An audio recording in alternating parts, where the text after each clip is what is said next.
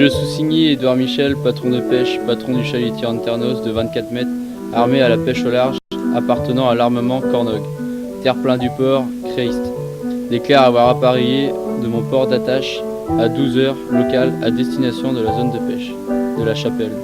Navire en bon état de navigabilité, feu clair et pompe franche.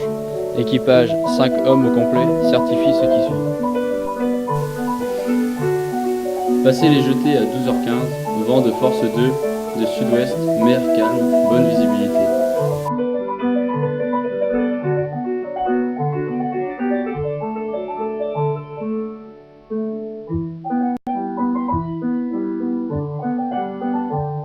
« 15-8-2009 au 16-8-2009 à 20h, j'ai suivi des routes diverses, sans incident notable, en parant les dangers à 1 mille.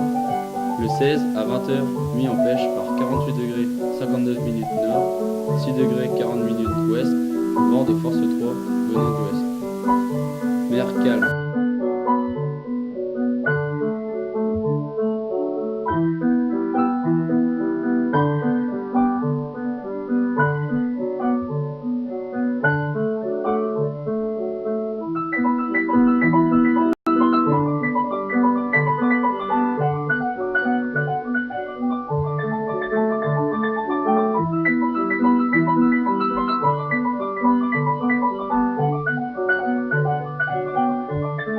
Du 16-8-2009 au 21-8-2009, j'ai navigué dans les parages, sans incident notable.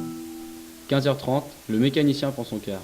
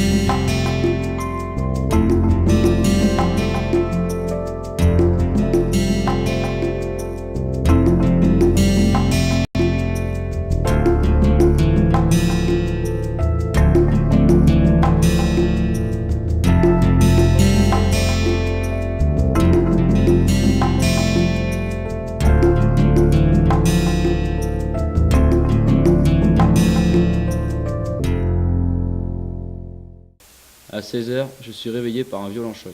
Je m'aperçois que les conditions météorologiques se sont fortement dégradées. De multiples grains brouillent mon image radar. Nous sommes entrés en collision avec un porte-conteneur par notre côté sur l'avant-tribord.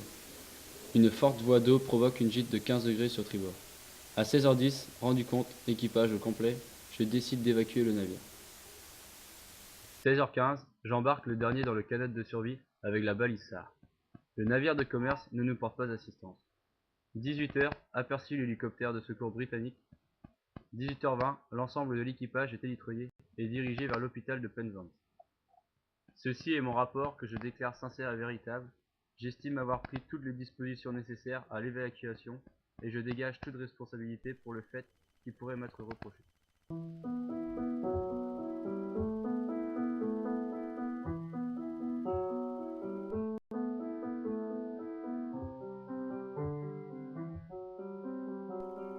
Règle 5. Veille. Tout navire doit en permanence assurer une veille visuelle appropriée en utilisant tous les moyens disponibles qui sont adaptés aux circonstances. Le défaut de veille de la personne en charge du quart est mis en évidence. Des systèmes de vigilance, comme l'alarme de veille, ainsi qu'un meilleur sens marin, doivent permettre d'améliorer la sécurité de la navigation du navire en opération de pêche. Règle 17. Le navire privilégié maintient son cap et sa vitesse. Il peut manœuvrer afin d'éviter l'abordage. Il doit manœuvrer. Il n'y a pas de navire prioritaire. Le navire privilégié doit faire la manœuvre qui est la meilleure pour aider à éviter l'abordage. Règle 6.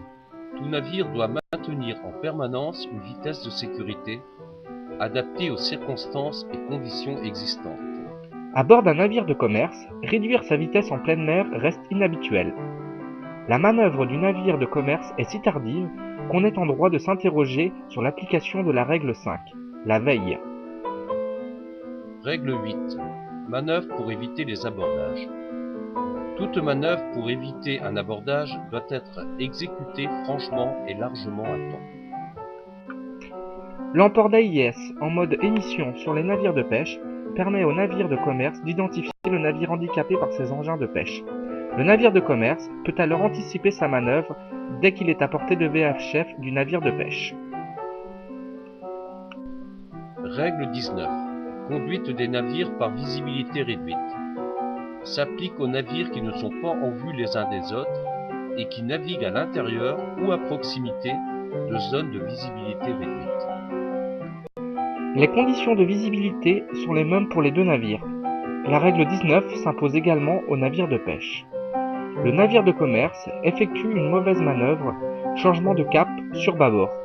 Je dépose ce présent rapport au Consulat de France, me réservant le droit de l'amplifier si besoin est. Fait à Penzance le 22/8/2009. Édouard Michel.